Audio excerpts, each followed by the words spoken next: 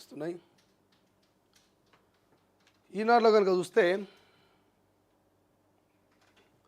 ముంబైలో కుండపోత చిగురుటాకులా వణికిన ఆర్థిక రాజధాని 75 ఏళ్లలో మొదటిసారిగా ముందే వచ్చేసిన నైరుతి.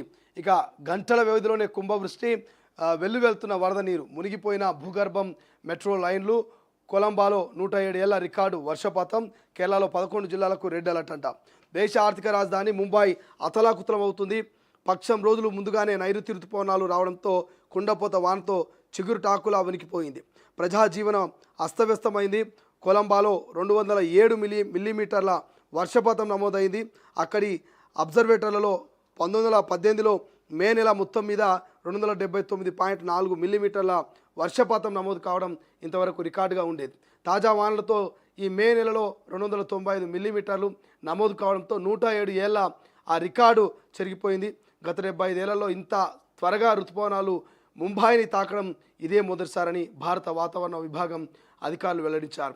సోమవారం తెల్లవారుజాము నుంచి అనేక ప్రాంతాల్లో కుండపోత వర్షాలు ముంచెత్తాయి. రోడ్లు, రైళ్లు, మెట్రో సేవలకు అంతరాయం ఏర్పడింది. ఉదయం 11 గంటల సమయానికి నారిమన్ పాయింట్ స్టేషన్లో 252 మిల్లీమీటర్ల బైకులు ఈ వార్డులో 213, కొలంబాలో 207 మిల్లీమీటర్ల చొప్పున వర్షపాతం నమోదైనట్టు మిల్లీమీటర్లు. ఇక బైకుల ఈ వార్డులో 213, కొలంబాలో ఈ 207 మిల్లీమీటర్ల చొప్పున వర్షపాతం నమోదైందంట. రోడ్లని చెరువులు వర్షాల కారణంగా ముంబైలో రోడ్లని చెరువుల్ని తలపించాయి. ప్రజలు తీవ్ర ఇబ్బందులు ఎదుర్కొన్నారు. భూగర్భ మెట్రో రైల్లో భారీగా వర్షం నీరు చేరింది. ఇక ఆచార్య చౌక్ భూగర్భ స్టేషన్ వద్ద నిర్మాణంలో ఉన్న ఓ గోడ కూలిపోయిందంటూ. ఇక ముంబైలోని మంతూగాలో గాంధీ మార్కెట్ రహదారిపై చేరిన వరద నీటిలోనే వెళ్తున్న వాహనాలు. ఇక తెలంగాణలోకి ఋతుపవనాలట 2 వారాల ముందే ఆగమనం. ఇక రాష్ట్రంలో నైరుతి ఋతుపవనాలు వచ్చేసాయి. దీంతో ఒక్కసారిగా వాతావరణం మారిపోయింది. సాధారణంగా ఏటా జూన్ 8 నుంచి 12 తేదీల మధ్య ఋతుపవనాలు రాష్ట్రాన్ని తాకుతాయి. గతేడాది జూన్ 3న వచ్చాయి. ఈసారి సాధారణం అంచనా కన్నా 16 రోజుల ముందే మే 26నే రాష్ట్ర దక్షిణ సరిహద్దుల్లోకి వచ్చాయంటూ ఒక వార్త హైలైట్ కనిపిస్తుంది. సో ఇక ఇదంతా కూడా దేనికి సంబంధించిన వార్త అంటే వర్షానికి సంబంధించినటువంటి వార్త. సో దీని గురించి మనం క్లియర్గా ఒక 2 నిమిషాలు మాట్లాడుకుందాం. తెలంగాణ ప్రజలు క్లియర్గా పడుతున్నటువంటి వర్షాలని అబ్జర్వ్ చేస్తూ ఉన్నారు. సో ఇక్కడ చూడండి, ఇక్కడ జూమ్ చేయవా, ఇవన్నీ కూడా వర్షపు నీళ్ళలో మరి ఇక్కడ ప్రజలు కానీ కార్లు కానీ మొత్తం రాజధాని అయినటువంటి ముంబైలో, దేశ ఆర్థిక రాజధాని ముంబై అంతా కూడా అతలాకుతలం అయిపోతుందట. ముంబై అంతా కూడా అతలాకుతం అయిపోతున్నటువంటి పరిస్థితి మనకు కనిపిస్తుంది. ఎందుకంటే గత 2-3 రోజుల నుంచి కూడా మనం చూస్తూ ఉన్నాం.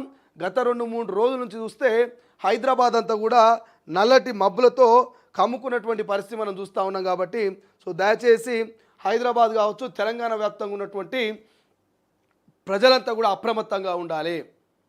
సో గతంలో జూను 3 నుంచి 8వ తారీఖు వరకు మరి ఋతుపవనాలు వచ్చేదట. కానీ 15 రోజుల ముందే మరి ఋతుపవనాలు అదనంగా వచ్చి మరి ఎప్పుడు లేని విధంగా 75 ఏళ్ల క్రితం నమోదైనటువంటి రికార్డ్ని మరి బ్రేక్ చేసిందంట. 75 ఏళ్లలో మొదటిసారిగా ముందే వచ్చేస్తున్న నైరుతి, గంటల వ్యవధిలోనే కుంభవృష్టి, వెల్లువెత్తిన వరద నీరు, మునిగిన భూగర్భ మెట్రో అంటూ ఇక్కడ వార్తలు కనిపిస్తుంది. ఆర్థిక రాజధాని అయినటువంటి ముంబైలో పడ్డటువంటి వానకు ఆర్థిక రాజధాని అయినటువంటి ముంబైలో ఉన్నటువంటి ప్రజలంతా కూడా ఎక్కడికక్కడ ఇబ్బందులు పడుతున్నట. ఒకేసారి ధనుమని వర్షం పడితే ఏం చేస్తారు? ఆ వరదకి ఎక్కడైనా పోతారు, ఏమని చేస్తారు? సో నిత్యావసర సరుకులు తెచ్చుకోరు, కూరగాయలు లేకుంటాయి, తాగునీరు ఉండదు, అరే కరెంటు కట్ అయిపోతుంది, సిగ్నల్స్ ఉండవు. అరే కొన్ని పేద కుటుంబాలు, పెంకుటిల్లు ఉన్నటువంటి ఇళ్ళ లాంటివో లేకపోతే రేకుల షెడ్ ఉన్నటువంటి వాళ్ళలో నీళ్లు చేరితే వాళ్ళు ఆ నీళ్ళు ఎత్తిపోస్తూ ఉండాలి. మరి కొన్ని సందర్భాల్లో మనం హైదరాబాద్ లాంటి మహానగర్లో చూస్తాం, ఎల్బీ నగరో లేకపోతే ఈ ప్రగతి నగర్ లాంటి ప్రాంతాల్లో చూస్తే మొత్తం కాలనీలే మునిగిపోయినాయి. పోయినసారి వరంగల్లో చూసినాం. వరంగల్లో మొత్తం ఎక్కడికక్కడ కాలనీలన్నీ జలమయం అయితే కొంతమంది ఇళ్ళ మీదకి వెళ్ళారు. వాళ్ళ నిత్యావసర సరుకులు సరిపోయి మొత్తం తడిసిపోయినాయి. ఇంట్లో ఉన్న ఎలక్ట్రికల్ మొత్తం కూడా టీవీ కావచ్చు, లేకపోతే ఫ్రిడ్జ్లు కావచ్చు, కూలర్ కావచ్చు, ఇవన్నీ చెడిపోయినాయి. వాళ్ళ బ్రతకంతా కూడా ఆగమాగమై రోడ్డు మీదటువంటి పరిస్థితి మనం చూసినాం. సో ముంబై లాగా మన హైదరాబాద్ కూడా మరి భవిష్యత్తులో ఈ వర్షాలను ఎదుర్కోవాల్సిన అవసరం ఉంది. కాబట్టి మళ్ళీ తెలంగాణ వైపే మళ్తున్నాయంట. ఇక్కడ ఏమని ఇచ్చారు? తెలంగాణలోకే ఋతుపవనాలు ఎంట్రీ ఇస్తున్నాయంట. రాష్ట్రమంతటా ఓ మోస్తారు వర్షాలు కురిసే అవకాశం ఉందంట. కాబట్టి దయచేసి హైదరాబాదు మహానగరంలో ఉన్నటువంటి ప్రజలారా నేను రిక్వెస్ట్ చేస్తున్నా, గతంలో మీ ఇళ్లలోకి నీళ్ళు వచ్చిన సందర్భం కానీ మీ ఇల్లు వర్షాలకు తడిసి ముద్దైనటువంటి సందర్భాలు కనుక ఉంటే, మరి వర్షాలు గట్టిగానే వస్తున్నాయంట, మరి ఋతుపవనాలు మన వైపే మళ్ళీయంట. ముంబైలో ఇప్పటికే ముంబైని అతలాకుతలం చేసి ఆగమాగం చేసి ముంబై ప్రజల్ని ముక్కుతిప్పలు పెట్టి అక్కడ మొత్తం అంతా కూడా ముంబైలో వర్షపు నీరు ఒక సముద్రం లెక్క మారినటువంటి పరిస్థితి. కాబట్టి హైదరాబాదు నెక్స్ట్ టార్గెట్ పెట్టుకుందట ఈ ఋతుపవనాలు. మరి హైదరాబాద్ కనుక వస్తే హైదరాబాదు గతంలో మరి పడవల లెక్క కార్లు కొట్టుకుపోయినాయి, బైకులు కొట్టుకుపోయినాయి, ప్రజలంతా అవస్థలు పడ్డరు. కొంతమంది డ్రైనేజ్లో మ్యాన్హోల్లో కొట్టుకుపోయినటువంటి సందర్భాలు చూస్తున్నాం, ప్రాణాలు కోల్పోయినటువంటి సందర్భాలు చూస్తున్నాం. ఇక పల్లెల్లో వాగు దాటుతూ కొట్టుకుపోయినటువంటి లారీలు, బస్సులు, డీసీఎంలు, వాహనాలు, ప్రజల్ని ఎంతోమందిని చూస్తున్నాం. కొన్నిసార్లు అత్యవసరమైతే హెలికాప్టర్ ద్వారా కూడా వాళ్ళని రెస్క్యూ చేసిన సందర్భాలు చూస్తున్నాం. కాబట్టి ఈ 2-3 రోజులు మాత్రం తెలంగాణ ప్రజలు చాలా జాగ్రత్తగా ఉండాలి.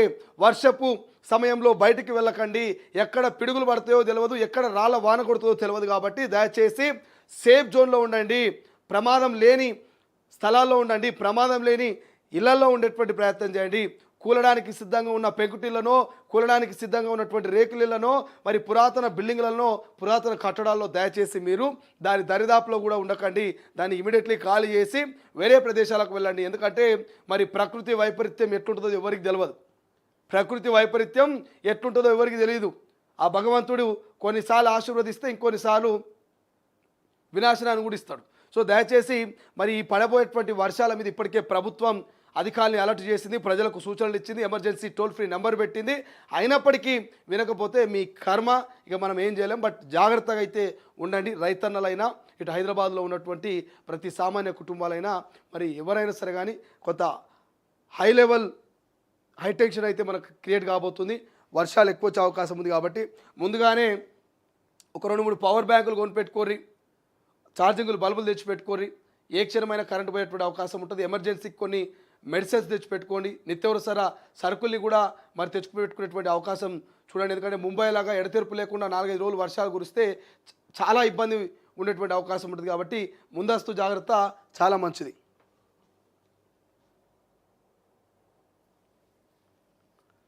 కేరళలో 11 జిల్లాలకు రెడ్ అలర్ట్ ఇచ్చిరట. 11 జిల్లాలకు రెడ్ అలర్ట్. రెడ్ అలర్ట్ అంటే మామూలు వర్షాలు కాదు. ఇక